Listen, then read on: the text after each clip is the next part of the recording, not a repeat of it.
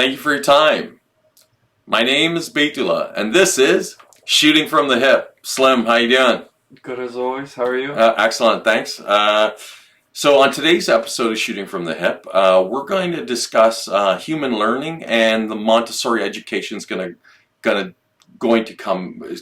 come into it, into the conversation. But before you can have a conversation about human learning, there are some prerequisites that are considered like important, not just for learning but for life as well. And so we're going to just really super quickly cover those. Okay, so the five these five important factors.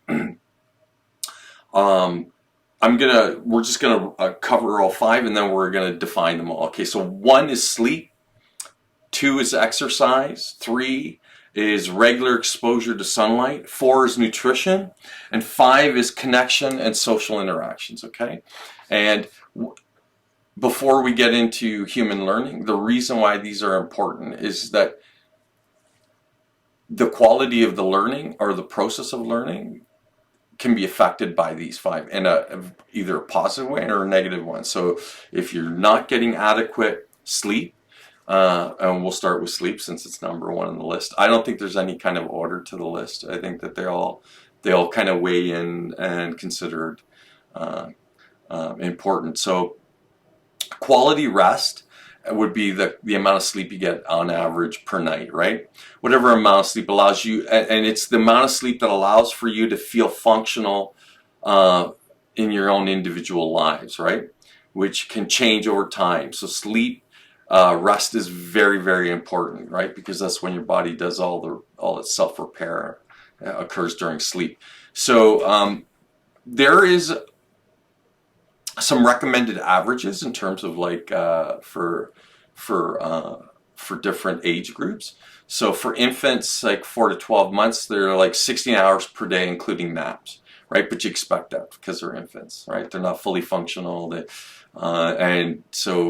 and growth is paramount for them. So no wonder they spend so much time sleeping. 1 to 2 years, 11 to 14 hours, also including naps. 3 to 5 years, 10 to 13 hours, again, also including naps.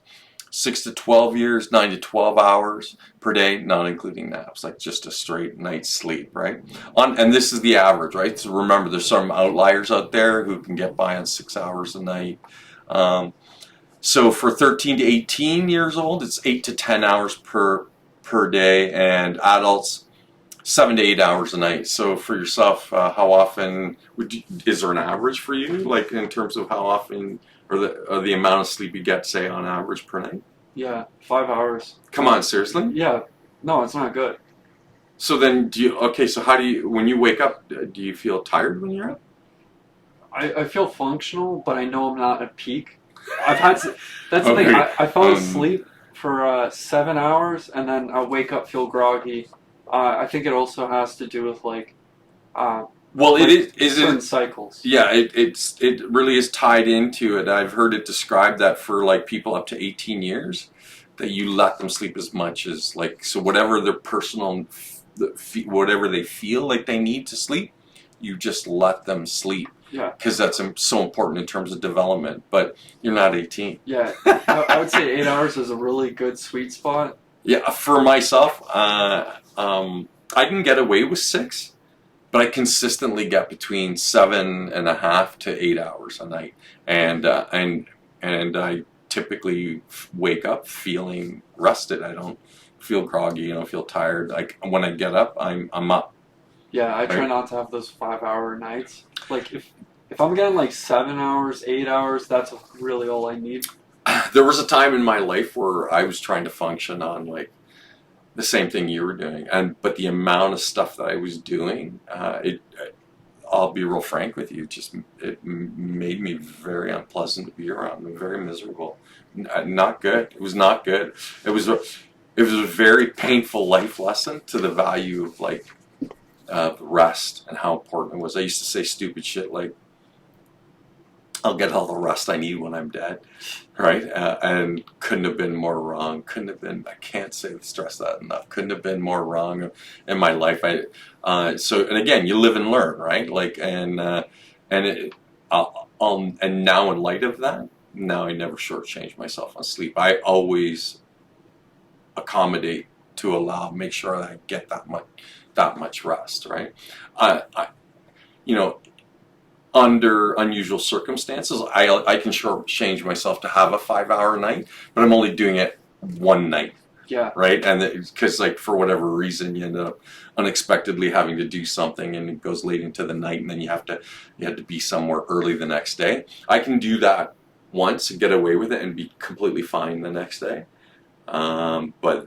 But to do that consistently, oh no, man, never again. Always shoot for like that 8 hours of sleep, but if you have to do 5 hours, that's when it's like If consistency helps. if I'm consistently getting rest, I'm 7.5 hours, and I don't even need the alarm clock. I just get up. Yeah, I Right? started Which is doing that too. I like that. I like that so much, right? Without having that like that annoying like the buzzer while you're in the middle of sleep, that like you pull yourself out of the sleep, and then you like I open my eyes and go like, okay, I'm awake. I love that feeling versus like dragging your ass out of bed, trying to find the energy to get up.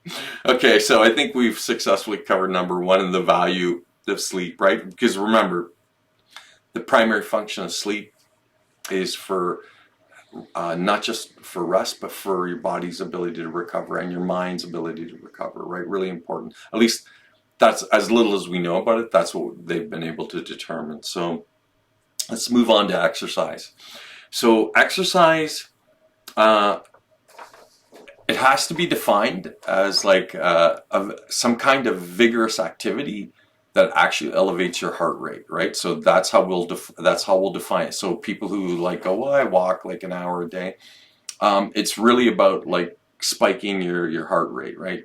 That's what they consider exercise, and that's when it's most beneficial or healthy. So as opposed to walking, I would recommend maybe bike riding, right? Because you can drive up your heart rate, and it increases heart rate and breath rate, and then in the broadest strokes, you'll live better, you'll feel better, and it contributes profoundly to your physical and psychological health. So I've been active all my life, so to meet that hour, and the requirement they have is an hour a day. So to meet that hasn't ever really been an issue. Although they do go through periods where I can't do an hour a day, 7 days a week.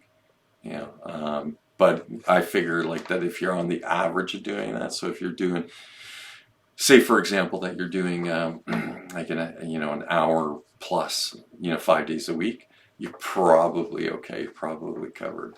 So I'll put it to you. I'll ask you: is it something you even consider? Have you integrated it into your life, or is it something that's just a passing idea and it's all fine and well? But remember, this is all in context to like how it affects your ability to learn, right? Right. I was thinking along the lines of not getting enough sleep. I personally don't exercise enough. I can't tell if you can tell by my voice, but yeah, no, it's something that I've done before, and I've seen like really good progress. When I was 16, I felt happy. Well, I wouldn't say happy. It's like this joyful kind of open. Yeah, because you do get a sense of elation, right? It does release endorphins, so that gives you a positive. I don't want to call it a high, but it's a natural high. It's a physiological high. It's within the limits, like normal, healthy limits of what your system's able to produce, right? All the criteria for learning, like education, just being in that state of mind where you're not only do you want to, but you're at the optimum state to be like, you're absolutely the most conducive to absorbing ideas and integrating them. And I think so. Physical activity. This clearly demonstrates that stuff, none of it should be done isolated from one another. It all really does affect each of those different areas, and they should always be integrated together. So learning and physical activity, very healthy. One of them will give you momentum for the next thing you're doing. It's like you kind of have to pick up what you can at the time. One thing I heard that was really funny is not funny, but really interesting way to put it is this person said you can have the momentum, but if you're not, you can't just be running in place. You have to take that momentum and continue. Yeah. So if you're sleeping well, try cooking. If you're cooking well, Well, that'll be nutrition, but Yeah, we're gonna get to yeah, there in a moment. Okay, I think we adequately covered exercise. I think everybody kind of intuitively understand, even if it's just intuitive, yeah. they understand the value of it. So clearly, it does go hand in hand with learning. Okay, and so this is something that I think maybe most people may not be aware of, and that's regular exposure to sunlight. Okay, so and the value of the regular exposures is twofold. So there's Dr. Christopher Starr, and an ophthalmologist from Weill Cornell Medical College, suggests 1 to 3 uh, hours per day should be spent outside and in direct sunlight. And this would be in addition to like the exposure you get from like when you're out, like moving from your door to your car and any other activity. So over and above everything, all the stuff that you do that requires you to get out of the house, you need 1 to 3 hours a day, right? So, and here's why. Dr. Starr explains that dopamine, a known inhibitor of eye growth, whose release is stimulated by light, prevents elongation of the eye. So lack of dopamine results in the eye becoming more elongated, resulting in nearsightedness. So the value for your eyes alone, what it does is helps to prevent nearsightedness, right? So the exposure to light, because your eye has to process the light, and that's how it benefits the eye. It benefits the eye in terms of its ability to focus, and then prevents things like nearsightedness, right? So then regular exposure is the most natural way also to get vitamin D. So so you want, that requires like 10 to 30 minutes of midday sunlight a day, or several times per week. So it's every other day, I think it works. So it's like 3 to 4 times a week, and that's so that you have adequate vitamin D, right? And at night it should be dim light exposure. So vitamin D, because we live in a northern climate, and we go through extended periods of like zero sunlight, zero sun exposure, and then even because if it's in the middle of say December, January, or February here, the weather's typically not pleasant enough that you can expose yourself to a large surface of your body to the sun, because you have to cover up because of the cold. So I supplement vitamin D throughout the winter, right? But also as an age thing too. I think once you hit 50, there's a 50 or over, that there's a requirement for it, that even being in sunlight won't be able to produce what your body requires. Remember, your body will produce it as a result of exposure to sun. So you need a minimum of 10 to 30 minutes, at least 3 to 4 times a week.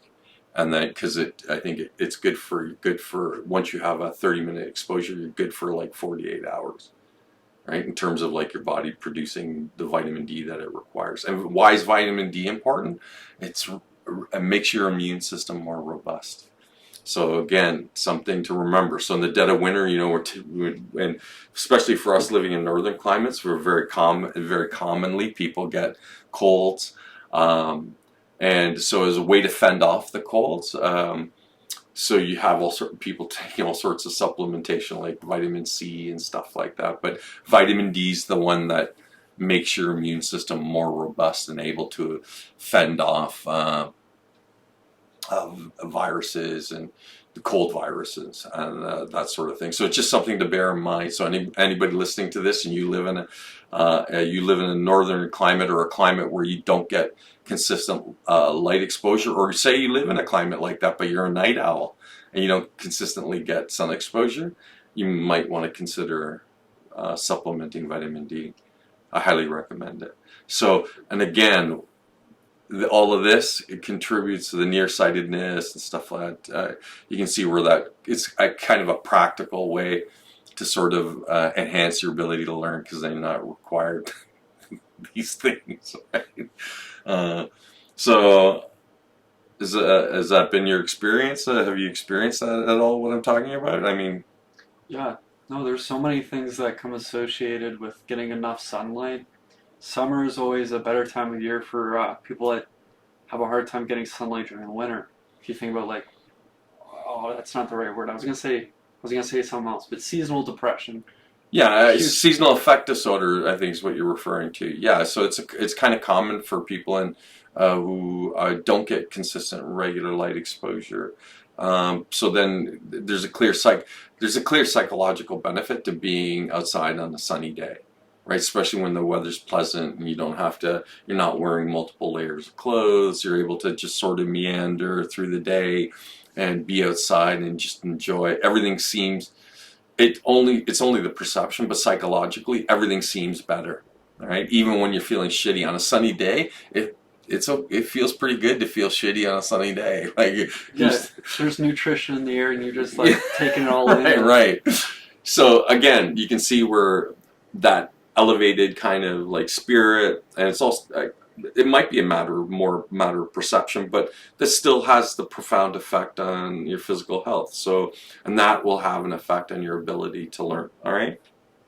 So 4 is nutrition, and so essentially with nutrition, I think in sort of and again we're coming at this in the broadest strokes, right? It doesn't matter if you eat keto, carnivore, omnivore, vegan, vegetarian. It's whatever works for you individually. So you have to find a way of feeding and fueling your body that works for you. And so the problem is most of us eat for convenience and for flavor, right? To satisfy like a need for something that tastes good. So which very often leads to consuming processed foods. So there's a strong argument to be made that you need to look at what you're, as an individual, what you're eating, and that 80% of what you're eating should be whole foods.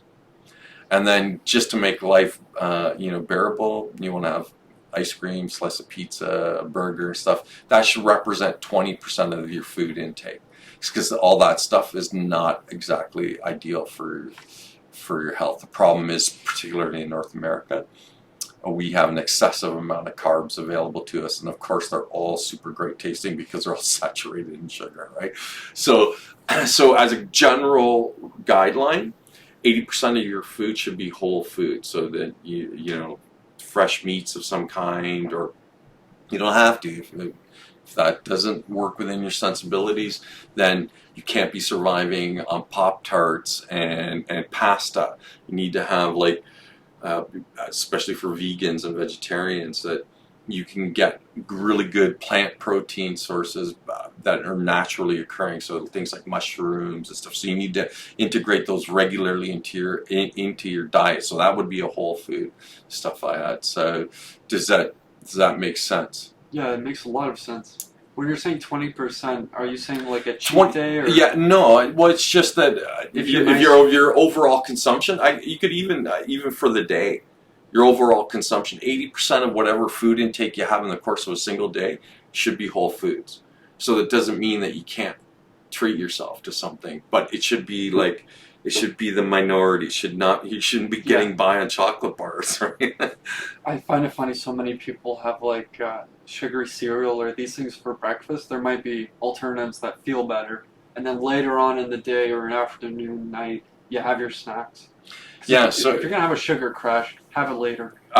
So I would just say to avoid it as much as possible, and then treat it just as a reward. But again, most of us treat food as more for looking for some kind of immediate gratification. So that's why we seek it in sugar, and because it's really immediately satisfying, gratifying. And there is a psychological problem with the way we associate with food, because for so many of us, we derive some sense of comfort from food. That's where the whole expression comfort foods come from. It makes you feel better, right? So not in the physiological sense, in the psychological sense. Yeah. So again, as a good, interesting general guideline, whole foods, and have them 80% of your food intake should be whole foods. And then if you're doing that, you're fueling your body well, and you're probably having food that's good to eat or fun to eat, might even be enjoyable to eat. And a well-fueled body will allow for you to learn more effectively. Okay, and 5, and this is purely psychological, but It's connections and social interactions. You need to make every effort to have healthy interactions with friends and family, whether online or in person. It doesn't matter. Your focus should be to make those interactions as positive as humanly possible, right? So be in contact with people for as long as you can maintain sympathy, empathy, and a sense of connection with them, right? So this could mean an absolute minimum amount or to absolutely no time with some people. You can love them, but they're just not healthy or good for you, right? So you have to it requires you to be really kind of frank and honest with yourself in terms of the nature of the relationship you have with them. But typically, if you care for them, um, and you care deeply, you truly adore them, that's healthy. And then you should be around people who make you feel like that, right? That make you feel like you're valued, they value you, and you value them. That's healthy. That's really healthy. That's important psychologically. And again, that makes you more better prepared to learn, right? Okay, so I know it's a real super broad strokes, so remember, you're not supposed to believe me anyway. I'm just a talking head, right? I don't know what I'm talking about. We're just exploring the idea, right? That's why you're here, because this is not a common topic of conversation. It's the kind of talk that you maybe don't necessarily have with family and friends, and maybe you should. I was gonna say maybe if you speak to somebody who has good advice about socialization, you might actually go to find like the mental benefits of socialization gives you certain insights like, oh, I want to be helpful, I want to be insightful because there's people like this, they benefit me, I want to benefit others. Right. So like there's real meaning Right. behind socialization. Right. It creates a strong sense of like family, extended family, and community, right? That's how you create that. And it also has to be balanced against the idea that like there might be some people that you can't stand, and the best thing you can do is not to be around them, and that's fair. That's taking care of your mental health, because if you're constantly exposed to people that you don't want to be around or negative influence, you know it's going to have not just a supremely negative effect on your ability to learn, but a negative effect on life period and living, right? So again, they're just really good general guidelines that surprisingly that most people, if you present it to them, they just stare at you blank because as though they don't know what you're talking about. Yeah. But everybody will agree, like on these five, they're really simple, they're real obvious, everybody agrees on them, and almost nobody treats them with the kind of value they probably deserve. I shouldn't say that. I feel like it's obvious if you look at the rules. Like if you don't have enough sleep, you're eating that shit food from work, assuming you're working at a fast food place, yeah. right? And then you go to work, not feeling like you have no spirit, like you have no sun, your nutrition isn't great, and then you have a bad day with your one boss who continuously has, I don't know, chip on their they're shoulder. just okay. Well, regardless of whatever their issue is, that it's negatively impacting you. Right? Yeah. So like each of these things accumulatively will make or break you. Yeah. Right. So again, so it's about quality. So those are the five underlying things. So these are the prerequisites for learning. And suddenly now in conversation you realize prerequisites for a good quality life too, right? So and it's typically it requires you to be honest, especially with yourself. And most of us would rather the comfort of the perception of ourselves versus the reality of ourselves. Now, having said all that wonderful stuff, there's a Dr. Andy Johnson from Minnesota State University, and he outlines what is human learning and how do humans learn. And we're going to go through that.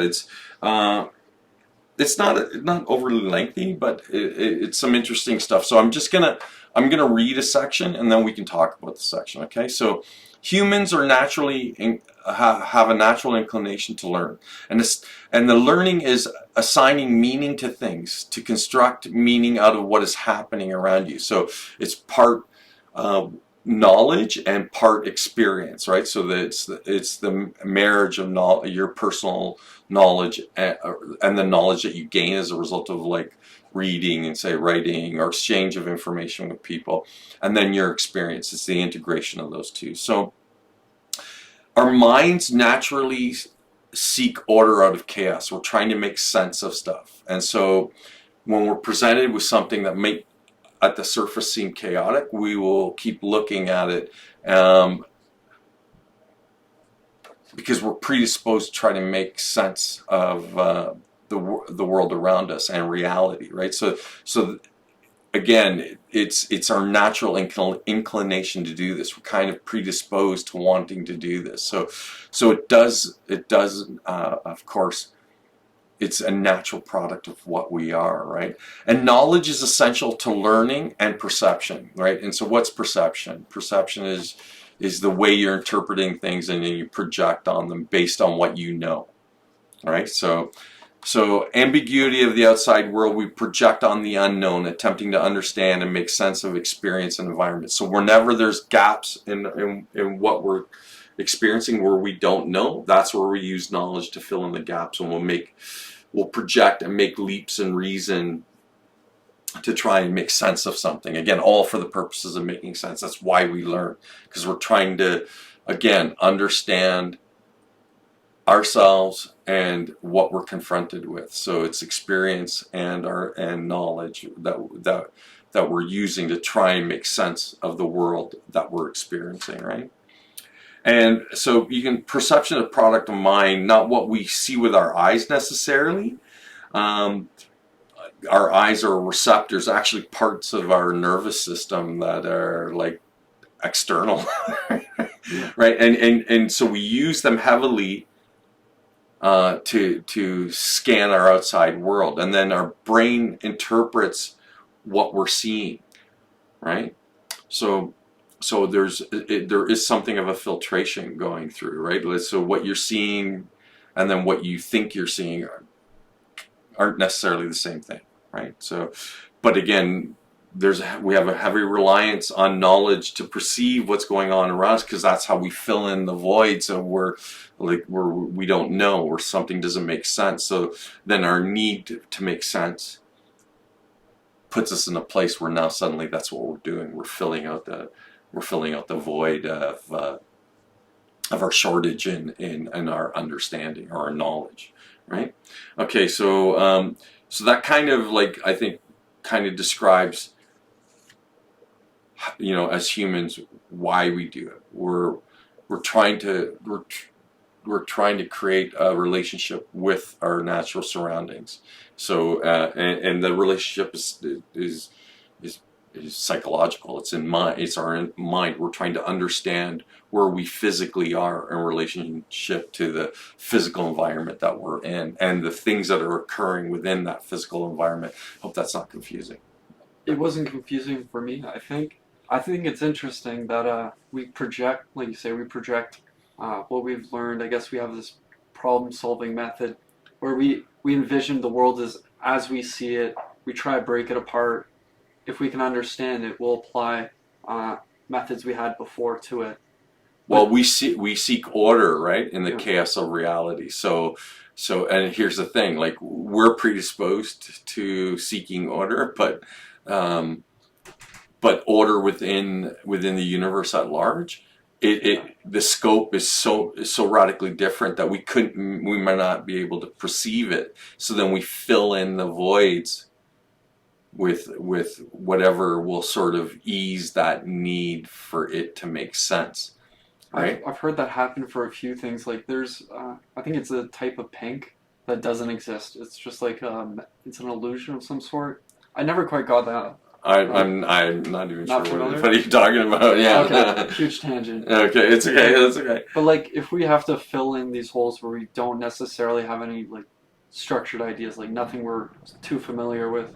That's typically when people start using the. Oh, well, I think it's just when there's voids in your ability to make sense, like something's occurring in front of you, and and it doesn't make sense to you. You don't understand why it's occurring. You only know that it is because you're experiencing it, and then you take what limited knowledge you have, and then wherever there's voids in that knowledge, then you'll fill it with something that makes sense to you. So it this does dovetail into when we talked about subjectivity and objectivity. Objectivity is what the eyes see.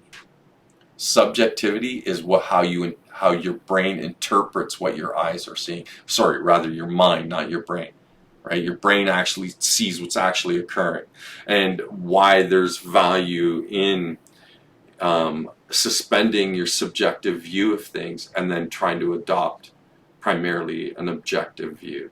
Right? If you're being subjective and like the expression you're using, everything looks like a nail because you have a hammer, right? Right. Instead, you could switch tools by taking a moment instead of acting subjectively, putting your own method on top of this thing you're not sure of. You could switch tools. You could observe. I think, yeah, but I think in the context of learning, I think it means more to like that you're trying to make sense, right? Because especially here's the cool thing about learning, that once you start learning, the more you know, the more you can know. And so what you do is you build on that. And then in the building process, then you're able to have wisdom and discernment where you're able to figure out what might actually be going on. But the thing is, though, that you can do it in a way that services your own self, which is subjectivity. So you're going to interpret things as how they relate to you, the one who's having the experience, or you can remove yourself from the experience, and now you're just there as the observer. So now you're having the objective observation of what's actually occurring, and then you're able to sort of intelligently be able to address what's occurring, and then what best serves the circumstances of that any given moment. So in terms of learning, if you're learning a particular viewpoint, say you're learning about a historical figure, and you're trying to understand their reasoning and stuff like that, that's you investing yourself in their subjective view, the way they perceive the world, or whomever they were. It doesn't matter who they are for the sake of the conversation. And then you do it objectively, because it's not your perception, it's you trying to understand their subjective perception from an objective place, because you're just trying to understand, which essentially is what learning is. Yes? Would you agree, disagree? Yeah, I got thrown a bit. That's okay. It's all good. It's all good. All right. So learning can be broken down into. Well, I'll just read through learning, and then what we'll do is we'll comment on it after. All right. So. Learning is a change in cognitive structures that occurs as a result of experience. So that experience can be the accumulation of knowledge or real life experiences, right? So both of those are valid in terms of like the change in cognitive structures. The more you know, the more you can know, and the more you can learn, right? Learning is not a passive activity either. It's an action. It requires you to invest attention, to invest time and energy, and to be engaged with what's going on, with what you're being introduced to.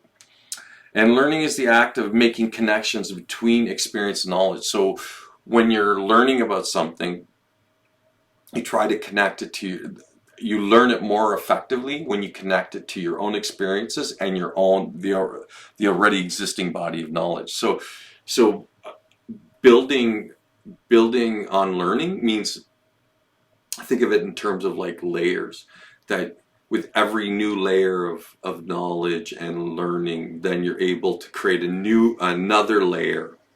And then what you're constantly doing is building on what you've done previously, and it gives you the greater ability to understand, greater perception. So then it allows for you to be able to have a greater analysis and eventually like even a greater sense of objectivity, because you come at it from a greater body of knowledge which you accumulate over time, right? Because that's the other thing with learning with humans. You can't present a huge body of information and expect someone to retain any of it. Yeah, you retain it by familiarity and going through the material on a regular basis, and in doing that, then you're not only is there's retention of the information, there's also comprehension, and then you're able to relate it to experience and to your own experience, and then when you convey it to others, you can convey it anecdotally as an experience that others can then therefore relate to, right? Yeah, comedians do that so well. I, I know that's very specific. Yeah, no, but that's again, that's accurate. They share their insights, and then they find like kind of whimsical, humorous angle to present the insight. But that's exactly what they do, right? It's a skill. It takes revision and like familiarity, like not just with human beings, but the specific situation or the absurdity that makes them go, "Oh, this is silly. I got to share this on stage." Okay, so it's clear that it's going on all the time. Everybody does it, right? So that's the other thing too. But again, to the degree, right? Like so is it in the highest quality or the lowest quality? And what are the factors that affect it? The aforementioned 5 that we had mentioned, and like sunlight exposure, sleep, exercise, nutrition, and what was the last one? Social interaction, right? All those impact your ability to learn, right? But we're in a constant state of learning because we're predisposed to it. We're designed to learn, right? So whatever arguments you want to make about the origins of man in terms of function, we're supposed to learn stuff. That's what we're designed to do. So there's 2 things that we know for certain in terms of like so far in terms of the conversation, and one I'm going to bring something outside that we probably haven't talked about, but it relates to exercise, because of the way that we move, like that we walk, and because our eyes are so up high on the tops of our head, it gives us far field of vision. We're designed to walk for the purposes of walking and interacting with the environment, and to see well in advance what we might be encountering, right? And then we're designed also to learn. So to me, it simply suggests that we're perfectly suited for the purposes of exploration and for the purposes of furthering understanding. So we're perfectly designed to be explorers. Unlike the rest of the animal world, which is all of them are completely tied to their environment. Take them out of that natural environment, and then surviving becomes a real struggle, very difficult for them. Even within their environment, it's a struggle. Take them out of that thing of familiarity, it's very difficult for them to adapt and function. It's not that they can't, but it's difficult. For us, we're perfectly designed to explore, to be uncomfortable. I don't think we were meant to get comfortable. I think we were meant to get out there and interact with the world, explore the world, see what there is to see. And so now think about how far we've come, not in just say 6,000 years of human history, but just the last 100 years, right? So I think, when people go, what does it all mean? What does it mean to be human? Well, it might mean that you're meant to be an explorer, right? I don't think it's too far afield to even suggest that. I think when you look at the way that we're designed, right? Like, so we know neurologically we're designed to learn, and physically we're designed to be mobile. And then when you look at the dexterity of our hands, we're designed to interact and pick up stuff and to take things apart and put things together. Well, that sounds like an explorer to me. Yeah, we're not built like lions. We're not built like penguins. Yeah, we're not predators nor prey. Do you know what's interesting? I know most predator animals have their eyes front forward. Yeah, forward instead of on the sides like zebras. But I always found it funny because we don't seem like very predatory animals compared to lions. But we are. Well, we certainly are, but I think that it's not the primary function. No, I think it's advantageous to have that, so that's why we have it. But our role is not. Again, the lion's role is very clear. It's top of its food chain, right? And it exists to keep all the other animals that are in the food chain, to keep them in check, to maintain the integrity of the environment. That's why that structure exists. That's why survival of the fittest exists. We exist outside of that. Yeah, it's hard for a lion to exist even though it's at the top of the food chain. Like they'll die if they stay out in the sun too long. It's kind of crazy. And they need to rest very often, right? Yeah, we're everywhere though. Yeah, because there's no environment we can't go to. We are the bastard child of nature. We're the one that's completely unruly, undisciplined, and doesn't do as it's told. Love you, right? I think it's our greatest asset, the fact that we're not fixed to an environment. I mean, beyond in the broadest sense, like we do need, like, and we established that, like sunlight and food and that sort of thing. But once you meet those basic requirements, there's nowhere we can't go and nothing that we can't do. And we've clearly demonstrated that. But here's the real question: to what end and to what purpose do we do it? Like and there's no overarching one. You as an individual have to ask the question and then attempt to answer it. And you attempt to answer it in the course of the life you live. It's not an academic question. It's not like, here, what do you think? It's what do you do? Right? So, and only you, the person listening to this, only you can decide what you're going to do. I was going to say be weird your own way, but being itself is a very unique subject about whatever it is. It's uniquely well. You have to make a decision, right? Like and then the choice is. Then you're going, well, what's the choice? Well, the choice is between either high quality or low quality existence, right? So again, it seems like to me like it's a no-brainer, right? But clearly, there's people who struggle with that decision because because sometimes it's more convenient to live a life that's not of high quality, but then it's unsatisfying, unrewarding, unfulfilling. All you're doing is merely existing, right? But when you seek and strive for the highest quality, the highest expression, suddenly life takes on a completely different air, right? And maybe that's the point, right? So going back to previous episodes when we were talking about meaning and purpose, something you create. Right, and then if you're going to go to the trouble to create it, why wouldn't you just simply create something that represents or manifests the highest quality or the highest expression of you? Right, our history's replete of like absolute shit and horrible things we do to each other, but at the same time, fantastic examples of people who realize themselves in their entirety. That means all of you are capable of doing it. Every single one of us. Every single one, without fail, right? There's an interesting point with regards to learning, like that I can't wait to get to. But I'll bring this back to the topic of conversation. So everything we've talked about now, we're talking about meaningful learning. So it's the connection of information to experiences for the purposes of understanding, right? Higher order thinking. That's what we're doing.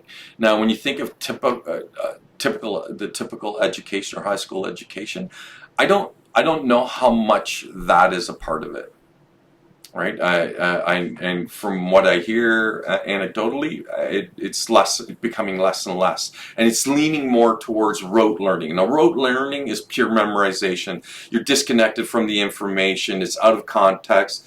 It's information without understanding. It doesn't matter that you understand. All you need to be able to do is regurgitate. So typically, it's like facts and dates and names and what somebody did, but without you connecting it to the information in a personal way, that there's no personal connection to the information. That's stressful. So no wonder, people suffer from horrible anxiety going through the conventional educational system, right? Because it doesn't foster, real intelligence. What it encourages is your ability to respond with the right answer. I go, come on, right? Like this rote learning is again contributes to watering down the quality of individuals. So it's up to you, the individual, not only to seek higher learning, but then to actively make it a part of your life. You're already designed to do it. So, and you're doing it to a certain degree, whether you want to be doing it or not, regardless of what you're being exposed to, right? So, and education should not be confused for conditioning, right? Conditioning and education are not exactly the same things. Conditioning is to to elicit and produce a very specific type of response in an individual when they're presented with a particular type of stimuli, right? Where education's we're learning what it's meant for is for you to to build and broaden what everything that you've already learned by learning more. All right? So be clear about the distinctions, that like that's important to recognize that there's a difference. Yes? Yeah, you can condition yourself to understand trigonometry. You go through the process, but when you're I would say that that's learning. Yeah. Conditioning's more like to produce a very specific behavior, right? So conditioning would be, or a behavioral response. So think of Pavlov's dog. We brought that up, right? So every time the dogs ate, he rang the bell, right? And then what happened? He would ring the bell, and then the dog's physiology would respond as though they were being fed, even though there was no food. Well, some forms of education are strictly conditioning. Well, but then it's not education; it's conditioning. Right. I think we need to be very clear about this. Learning is you building on top of already existing learning. So you start by knowing nothing, right, and accumulating knowledge, connecting it to your own experience, and you're constantly building on that. And so then what you can do is eventually you can build a highly intelligent individual who's spent the majority of their learning to learn and for the purposes of learning more. That's not conditioning, that's learning, right? We need to be clear about the distinction, right? Learning is like exploratory. Right, 100%. You're probably going to go somewhere you wouldn't expect. Right, exactly. Even in mathematics. Right, exactly. But conditioning is about producing very specific behaviors. That's funny. I was using learning and conditioning interchangeably. Yeah, almost. they're not the same things, and we need to be clear about that. It's been applied very similar in public schools, at least around here. Yeah. Again, they're not the same things, and don't be deluded into thinking that they're somehow the same. Right? Remember, conditioning. It's not a euphemism to refer to conditioning as brainwashing. Okay, I'm just saying. I go like if you're looking, if you're because you equated conditioning to learning, and it's more closely interchangeable with brainwashing or socialization. That you're picking up the social norms, acceptable behaviors, right? That's conditioning. Acceptable behaviors or behaviors. It's like writing an essay where they already want you to write in a specific tone, pro or right. So, but learning is completely opposite to that. Learning is building on top of what you've already have learned, and then the process is never ending. So it's layers. You start with a base layer, and then you add another layer of learning, and then another layer of learning, and by doing that, you promoting understanding. Understanding and conditioning are not the same, and we need to be clear about that, right? It's very, very important. So remember, what does rote learning do? It's a conditioning tool, right? How do you respond? The right answer. What's the right answer? Answer the question. Right. It's so funny. I experienced that in my English class. That shouldn't be in English at all, unless you're learning about grammatical structures or something along those lines. But I was in circuitry class, something very scientific, very rigid sounding, and it was almost like playing. And I did get that experience, like you say, adding layers. Whereas in English, it was like, you write it this way.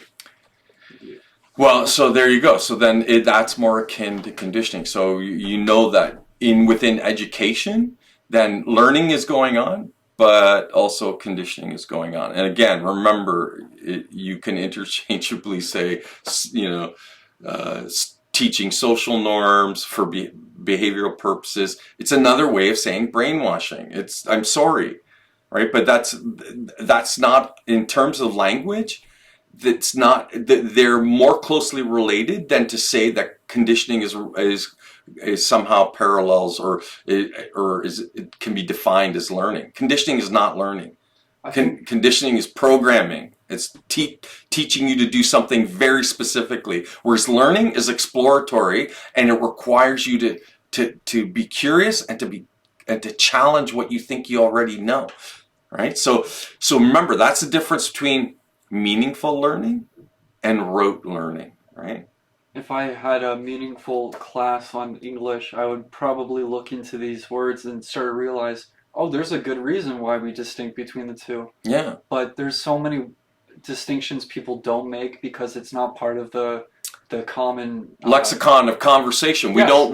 we don't actually, among ourselves, we don't talk about like what these differences may or may not be. And so then you could forgive somebody for mistakenly using them interchangeably. They're not the same thing. You need to be very clear, right? And it's kind of the confusion of language, because the lines get blurred where you go like here, that they're not the same thing, and you need to really be able to define them. That's why you remember when we used to do, I don't know if they did it when you were in school, but we do a glossary of terms, always associated with whatever thing you were studying. Usually it was like science and stuff like that. So you'd have a whole bunch of terms that you'd have to become familiarized with just so that you could actually understand the subject. Yeah, but it was very basic stuff. Okay, but it illustrates the point that I'm trying to make. That I think they cut that out of the school come requirements. on, Hey, they don't integrate it into the course itself, because it was always just part of the course. One of the first things you do, here's a glossary of terms that you need to know for whatever this section is like, because these are, you're going to hear these terms used regularly, so you need to know what they mean. So again, don't get confused by language, right? Because it's easily to bamboozle and bullshit people, with words, right? So when someone's using language, you need to be paying attention not just to the tone and tempo of what they're saying, but their choice of words and language. It's very telling, right? But that requires you to build on the knowledge that you already have, right? So that you need to have a wide vocabulary. It requires you to probably actively engage in reading. So here's a fair question: how often? I'm not fishing for an answer, but for anyone listening to this, how often do you actually take the time to read, or do you watch everything? Even if reading's not your favorite way of learning, it's not necessarily my own. I'll be real upfront about that. But it's something I do regularly, and it's not my preferred way to learn something. Are you an auditory guy? I really like lectures, right? And I like actually, my favorite way to do it is to take notes during lectures, and then to ask questions. But usually when I watch lectures, I can't ask the lecturer questions because it's a recording, right? So do you ever get that fun moment where you pause the video and you're like, let me think about this, and then you can what I often do is then I end up bringing up a search engine, and then for whatever my question is and whatever they were saying, then I try to answer the question on my own. I go, here, okay, this is your question. This is what he was saying. Let's see if maybe what kind of response you'll get from the search engine, right? So again, it's it makes for an interesting way to interact with the information, and the quicker I can connect to the information, like in a personal way that I can relate it to my own experience, the better I'll remember the information too. I was just thinking, I had such a hard time with mathematics because I couldn't conceptualize it once I got to later in high school. If you're talking about pre-calculus, harder algebra, stuff like that, I really don't like mathematics at that level. It doesn't. I don't even pretend. Flush itself I don't even out. pretend to. I really don't. I super appreciate the value in math and mathematics, but I don't. I don't presume to understand any of it. It really does go over my head. And the ultimate thing, which I find so funny, is that or the irony is that I really like the stuff that they talk about in quantum physics and stuff Yeah. like, and it's all math. Yeah, me too. That's why I have to think of it as like Well, because you can explore the concepts and ideas without actually understanding the right. math behind it. So I have to right? do it at a very low detail, but at least I get like, oh, this is kind of interesting. Yeah, Like you get to play with the ideas still, even without mathematics. right.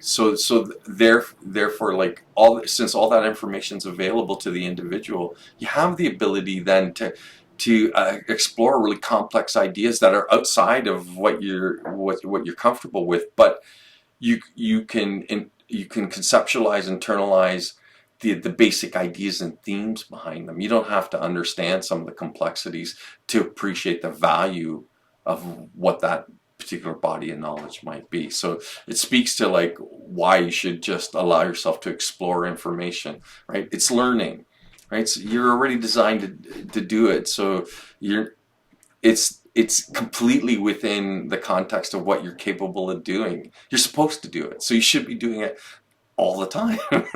At least that, and it's my position. Okay, so we can talk about, since we have explored rote learning and meaningful learning. We'll touch on metacognition, and it's the comprehension of information. Do you understand what you're learning? Right. That's what metacognition really is. Is like, you're being exposed to stuff, and do you truly understand what it is that the information that you're being exposed to? Can you internalize it? Are you able to make the connections to your own experience so that it makes sense to you, right?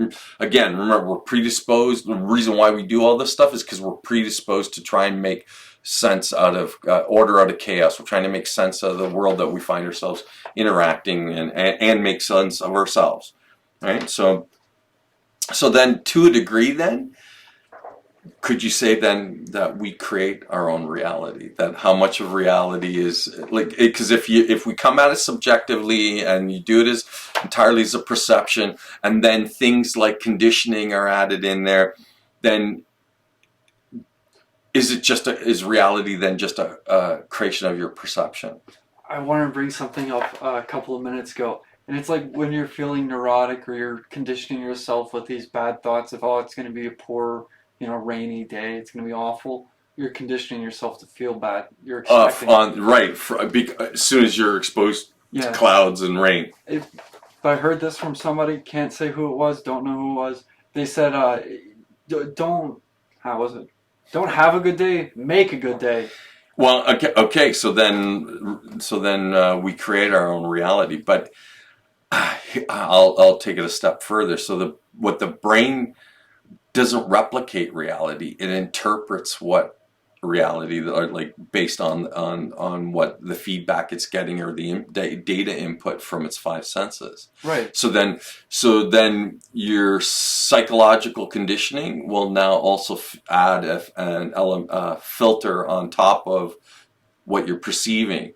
So therefore, reality then you could argue then, for most people, reality is just their interpretation of reality. They're not actually experiencing it because they're not interested in what's actually going on. They're motivated by their interest, or by their interpretations, which is a reflection of their interest. So their intent stops them from paying full attention objectively. Right. So it keeps them subjective. Right. So then what they do is they project and fill in the blanks as they need. That creates a cycle of just piss poor conditioning. Well, it's just a poor feedback. An ongoing cycle of feedback that's not healthy, right? So because it's fueled by their perception, and they fill in the blanks as they go. Without broadening their knowledge. So if they stay in a rudimentary level of knowledge, then that's what's filling in, that's what's creating their perception of the reality. So hence why it's so important then for you to constantly remember, it's an action. Learning is an action. It's an activity that you actively engage in, right? Or you don't. Because if you're just wandering and bumping through life, that doesn't mean you're learning. Now you're just interacting with the environment, and then what you're going to do is interpret it based on your subjective views, right? And your social conditioning, and A lot of that's going to be negative because if we're problem-solving animals, we're adaptive, and all we're doing is and you're trying to make order of chaos make sense of what you're experiencing. yeah, like especially if you don't feel like you're actually acting against this, I don't know, not higher power. Help me out. Help me phrase this. You got to find the word. Sorry, I can't put words in your mouth. You're gonna have to do the word, buddy. Come on. I know you can do it. Get it out of you. It's hard. Find the right words. Yeah, it's hard to express this idea of like the direction you're aiming in is where you go, and even if you fall short, it's like you have to make sure you're aiming in the right direction. If you're feeling neurotic, you're not going to get the maximum, set that you do when you work out, or you're not going to be as emotionally available during like a family dinner or something lovely. Yeah, because you're going to be too. Because I guess I think I understand where you're going. That you might be overwhelmed by what you're experiencing, but with a broader understanding, you're able to connect with it, and then there's no need for neurosis or anxiety to manifest. They don't have to be a part of the experience. I think they become part of the experience when it breaks with your conditioning and not learning, right? When it breaks with the conditioning and it's outside of the parameters of what your conditioning has prepared you for, and then you're overwhelmed. You don't know how to manage that. So I can see where then people want to shut down, right? But that's the beautiful part where you say, hey, be comfortable being uncomfortable. Being a learner means that you can be uncomfortable and then still progress. That's right. You can become comfortable being uncomfortable. Right? That's what I was getting to. If you're conditioned, you're kind of screwed long term. Yeah, because because you're only able to deal with things within a certain levels of occurrence. As soon as they get outside of the borders of what you're prepared to deal with, then the only outcome is you're being overwhelmed and then shutting down. I go, that's horrible. Yeah, but if I see you or a very adventurous scientist go at these same problems, they're like, shit, I don't know, and they get very excited all the time. Well, because curiosity to me is the ultimate fuel. Like I thrive off of it. But the unknown to me just means that like there's more to know. So why wouldn't you make an active effort to know, to grow?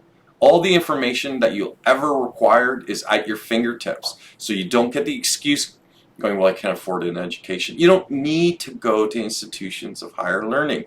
You just have to become the epitome of higher learning. That means you exemplify it in the way that you move through life from day to day.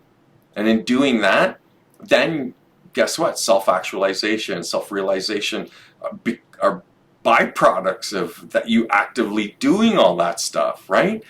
So it's really important that people are able to wrap their head around it. Now, whether you do or don't do it, that's up to you to do. I don't care if you do. I'm not losing any sleep over the fact that you can't sleep, right? That's on you. This is an individual journey, and it requires you to make the effort. And if you're not prepared to make the effort, there's nothing I can do for you. I can't learn you. I can't teach you if you're not prepared to be taught or to learn. Nobody can. That's the rub of all of this. Like that it always falls on you, the individual. Here, let me say it for the millionth time. You are limitless in your capacity. You can do it. And when you say that you can't, you know what? You're right. But remember, you're the one who created the limitation. It didn't exist until you uttered it, until you thought it. So if you're stopping yourself, it's you who's stopping you. Right? Nothing's designed and set up to favor you and to make it easy for you. But that doesn't mean that you shouldn't fucking try. You put in the work or you don't. It's really that simple. If you're not prepared to do it, and you can just sit there and, hang out in your bowl of gruel and live out your miserable existence. Or you can aspire to be the highest expression of who you are by constantly pushing the limits, usually self-imposed and preconditioned by society, on you.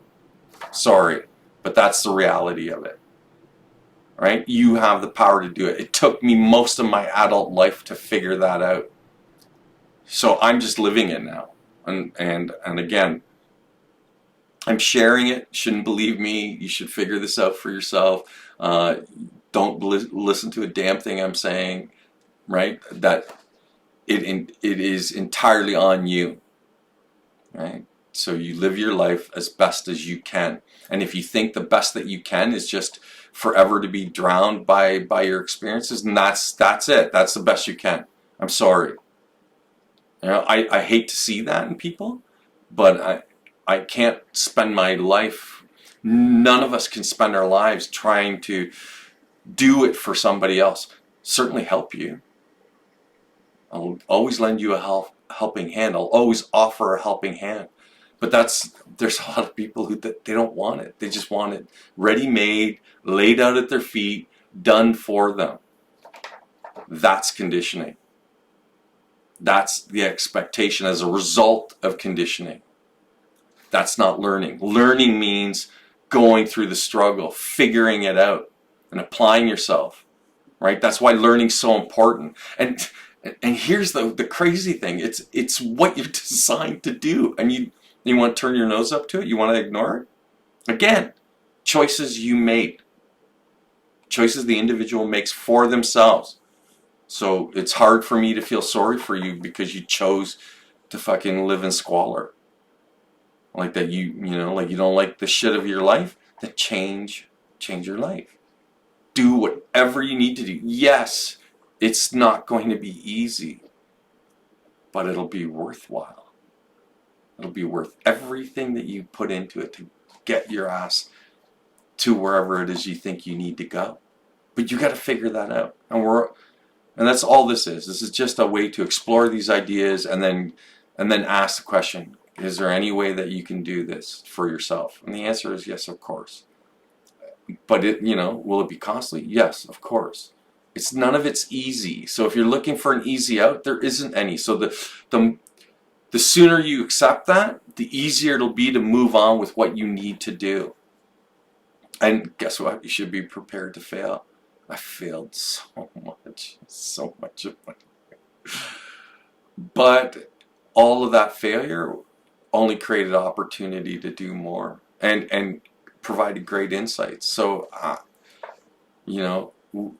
I would never want to go through some of the worst experiences of my life, but I'm really grateful for them having been there or having had them. And it's way easy to say in hindsight and reflection, but the reality is it in part shapes and molds the strength of your will and the strength of your character. And here's another thing: you were designed to have an indomitable will, but conditioning will reduce that indomitable will into just, nothing, right? But here's the other thing: it's a fire that you can fan. You can have your indomitable will reduced to an ember, but you can fan that ember into a raging fire. You can do it, but you, the individual, have to do it. Nobody can do it for you. And yes, you should seek people out who know more and who are willing to share. But remember, they can't do it for you either. They're just signposts pointing to something. Here, take a look at this. Follow this. Check this out. Right? And all that stuff contributes to whatever you ultimately are going to become. Right? All of it does. And like I said, it's hard for me now to reflect back on my life and look at those hard experiences and not have gratitude for them. I would never wish them on anybody. I would never want to go through them again, but I appreciate the value of having had to experience them and endure them. And you can and bet your ass they were nothing but a torture to endure. But you sink or swim by your own will. Swim, motherfucker, swim. Right? You can do it. Everybody can do it. Okay, so let's see here. Got lost there for a moment. Oh yeah, so we were talking about how then reality then might be just a creation of your perception, right? So it's part of it's the way that your mind interprets the reality that you're experiencing, and knowledge and your personal experience can elevate your level of understanding. So then what you experience, then the reality you're involved in is less of a perception and more of an objective observation. That's what it can lead to. So maybe that's the seat or palace of wisdom then, right? And what is wisdom? Other than the capacity to be able to discern between things that are good and beneficial and not beneficial, and then choosing the thing that's beneficial. I was going to say, if reality that we live, if it's part our observation, part our experience, part our perception, if you're having a bad day, you're going to continually have a bad day if you focus on it being bad. Like, you have to, I'm trying to use rough examples, but like you said, if you have a weak flame, it's a little ember, you can fan it, feel grateful for what you do have, despite the fact there's something. That's right. So in the middle of difficulty, that can be a good time to reflect on the things that are worthwhile. It doesn't. Here's the thing. You still may end up feeling like shit, but then you'll couple it with feelings of gratitude. So you'll in one sense it'll be degree of suffering because of what you're currently experiencing, but also at the same time actively recognizing what you have to be grateful for. Look, if life was easy, nobody would bother showing up, okay? Right? But you have all the tools you need, not just to figure it out, but to become this amazing manifestation of what it means to be human. But you can do that. Only you can do that. Right? Either you do it or you don't do it. It's just that simple. And it's an ongoing process. I know what I'm talking about because I'm continually doing it. I'm continually stepping on my toes. I continually make mistakes, but I continually strive to find the best in myself. And you can too. Right? What's your purpose? What is your meaning? What do you want it to be? Right? And part of that means, kind of practically looking at the society you live in and go, what will it allow for? Right? How much will it allow for you to do? And the practical requirements of living, guess what? You need access to resources. You need to have access to food and a place to sleep. Well, all that stuff costs. And and it's being made more difficult by the day to have those things. So you do whatever it is you can do, right? And you just keep moving forward. That's it. It's not complicated, but it becomes very complex when you're trying to deal with it, right? So, okay, so let's go on to the truths of human learning. So, learning is a constant state from birth to your last breath, right? And we're naturally inclined to it. Okay, so we've already determined that. And all humans will learn. If the material is interesting or presented in an interesting way, then you'll be drawn to it. You'll want to learn, right? So keep that in mind. So even stuff that you may not find interesting, if it's presented in an interesting fashion, you'll be drawn to it. You'll want to learn it. So again, use these things as guides to kind of point you in the direction of where to go, what information to invest yourself in, right?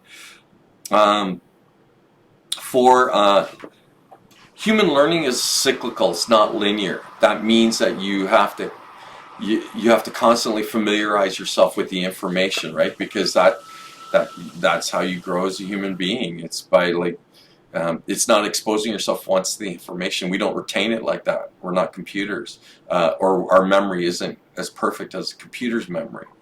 Our memory requires us to familiarize ourselves with the information. That's why we build on the knowledge, connect it to our experience, and then we're able to retain it, right? And then you integrate it into who you are. So again, really important to seek the things that you're interested in, the things that you love to do.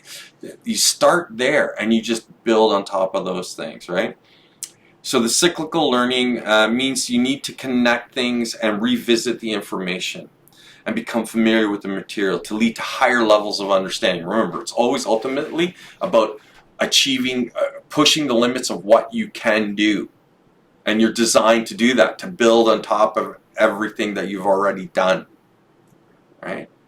So, and whether people agree or disagree with this statement, I'm just going to read it and then you figure out whether I'm full of shit or it has any veracity. But I think ultimately you'll discover that it does. So technically, there's no such thing as a learning disability. By definition, human beings are designed to learn. There are, however, learning certain kinds of things, disability. Learning school things, disability. Learning things you don't want to learn, disability. And learning unnaturally, disability. So it's not we're designed to learn. It's just a question of how the information is presented and what's being presented.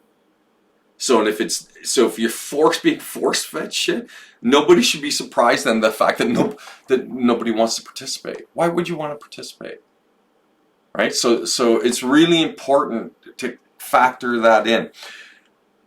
So this is a great way then to segue into Montessori education, right? So just to give you a quick background for those of you who don't know and haven't heard, it started in the early 20th century by an Italian physician named Maria Montessori, who developed her theories through scientific experimentation with her own students.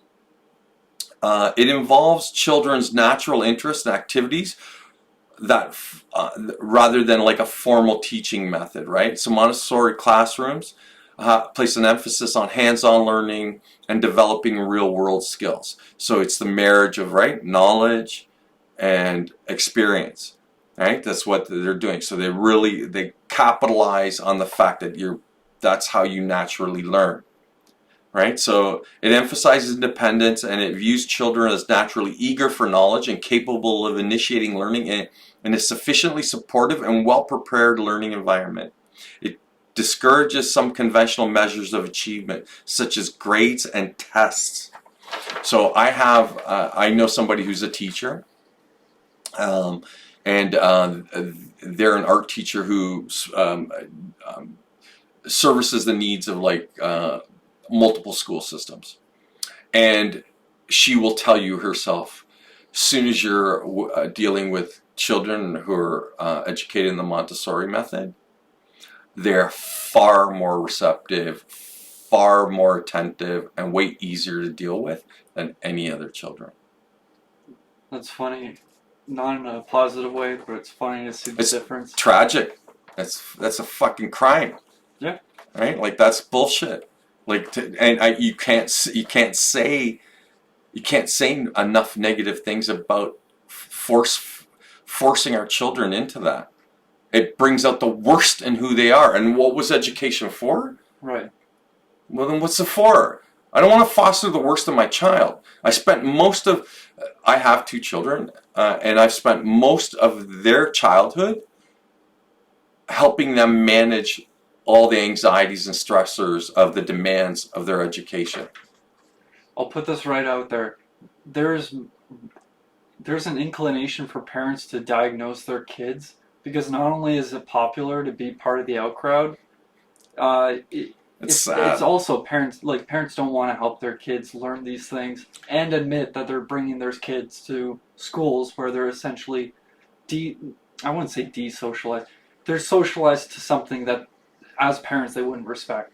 Well, I'm going to be honest. I'll be real frank with you. My view as a parent, especially when my children were little, that the primary educator to children are their parents. But and again, I can totally appreciate it. Both working full-time jobs, it's their minimum paying jobs, and somehow you got to juggle that and meet the demands of like the household, and then try and act as the primary educator of your children. Oh man, talk about like an unfair expectation on parents.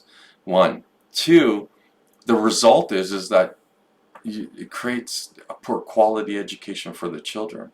And I know how hard it is, but because my kids were largely raised in a household with where the parents were divorced, they were forced to adapt early on, and then I was constantly there to ensure that they had a way to sort of reflect and address their concerns, so that they didn't feel like they were being overwhelmed by the lives that they were living and the shit that was expected of them.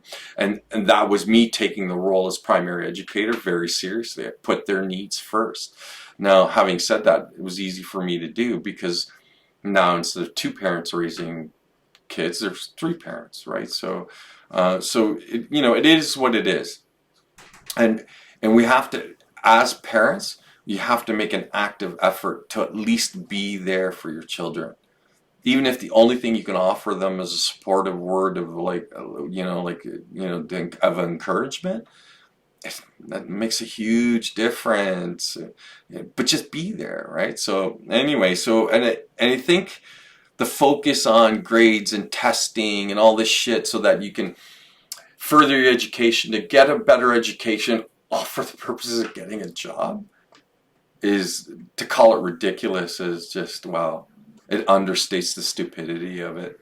And yet those who and they would argue and they'd call me out and probably call me nasty names and stuff like that, which is okay, I'm comfortable with, for daring to even suggest that post-secondary education is nothing but essentially a large money grab to make elitists feel better about academic elitists make them feel better about themselves, right? Can I say something? Sure, please do. Spit in their face. Yeah, sure.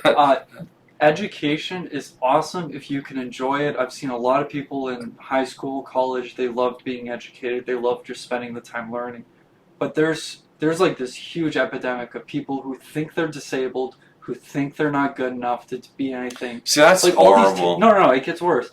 Once you go to college, this is what alumni said when he came to the science club I was part of. Right. It's amazing. He said, it doesn't really matter if you have the degree. You need the degree to get co-op. Once you have co-op, you show what you're worth. He outright said, it doesn't really matter how you do in school. It's your post-secondary co-op that matters. And I was so angry because, you know me better than a lot of people. My whole life surrounds this idea of like, oh, I know you hate school, but you go to school because it's the only way you're going to have enough money to be happy in the future. I went to school. I was so unhappy, like I almost cut off my relationship with my dad. I came back to here, and then they're like, oh, I think you could have done it if you just worked hard enough. I was like, yeah, I would have worked myself into a grave that I never wanted to be in. I thought I wanted to be there. Because that's what you're told as a young student in college and middle school. Okay, so it's completely insane. Like people my age, if they had the ability to communicate what they saw in class, it is fucking bonkers. Okay, so I think no. I'm glad that you did, because now you're relating a very real world experience. Hey, look, how many young people have anxiety? I was just gonna say, how common of an experience do you think that might be? You think it might be more common than not? And so then the question becomes again, then who do you turn to? Well, you turn to yourself, because learning, you don't require institutions. Remember, I've stated this before. Institutions exist, and then once they get to a certain size, they become more important than the ideas that inspired them in the first place. So what you do is in a grassroots way, you assume authority for your own learning and your own education. Yeah, you're not going to have a diploma, but as I understand it, after 5 years, a diploma is not considered worth any value unless you're in the field. right? So I'm going, so wait a minute, so all that effort for something that retains no value, but learning is forever. It's inherent. Remember, you do it from the first breath you take until the last one you'll take. So then it speaks to the value of educating and self-educating and seeking out teachers, right? People who can share insights and provide you other knowledge, and so that you can make the connections between experience and knowledge and build, continually build, and then you liberate yourself. You become everything that you think you could be. You suddenly become that. You're capable of becoming that. So I think there's real value in that. Sorry, did you want to say something? Yeah, I'm not gonna go yelling again, but It's okay. It's okay. That's good. It's good. I love the subjects that I found in college with like my friends' interest in, variety of things, all walks of life, really great people, and they graduated. I'm not gonna say anything about. I don't have anything against college students, university students. What I hate is part of the system that they give you is like you have to buy the right textbook. It can't even be from last year. It has to be the most current, up to date one. Not only do you have to do that, you also have to follow like I, I, I wouldn't directly call it dogmatic views, but it's this idea that if you didn't learn it in college, it's hocus pocus. It's not even worth like Well, again, exploration. that's academic authoritarianism or elitism, Right. right? Like that somehow they're the only ones who should be allowed to comment and have the final word. And I'm going, there's no wisdom in that. Yeah. If there's value, the value comes from exploring information. And remember, good information is supposed to supplant poor information, right? And that's how you grow. Remember, knowledge, But if they're right? dogmatic, they don't care about the No, evidence. no, they're only interested in their own self-interest, Right. right? It's about their value. So their views entirely ego-driven. Again, I a would say symptom of subjectivity, I would right? say they're anxious too because they have to keep that position or else they lose that dogmatic authority. Well, it's not just the authority. Think of the paycheck. Yeah, Once no, you're no, there's a once you're a physical tenured thing. professor, that's a pretty sweet life, right? Yeah, I'm not going to suggest that colleges are indoctrinating people, but I've heard the argument where if you look at schools and how they're educating their students, you can kind of see where we're going to be in what was it, like 15, 20 years. So think about these students that couldn't go to school uh, because there's COVID out there. Don't want people getting sick, passing on, of course. So they kept them home. Now these students are more anxious, and that's they're more anxious than people my age who are early 20s, late teenager years. They're already three times as anxiety ridden as other people, Yeah, it's again, or it's they report it at least. again, it's a it places us in incredibly challenging times. But again, I think it speaks to the value of learning.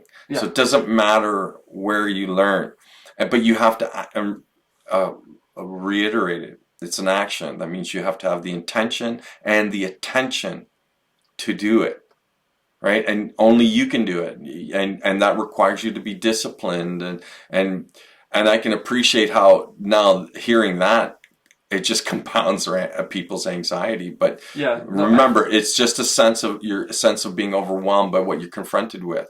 Take a deep breath, slow your breathing down, breathe through your nose. Remember, breath work and meditation. These are ways to resolve and address the anxiety. Even a little bit is beneficial to that end. But you have to show up. You have to do it, right? And there's no easy out. Just commit to the work and do the work.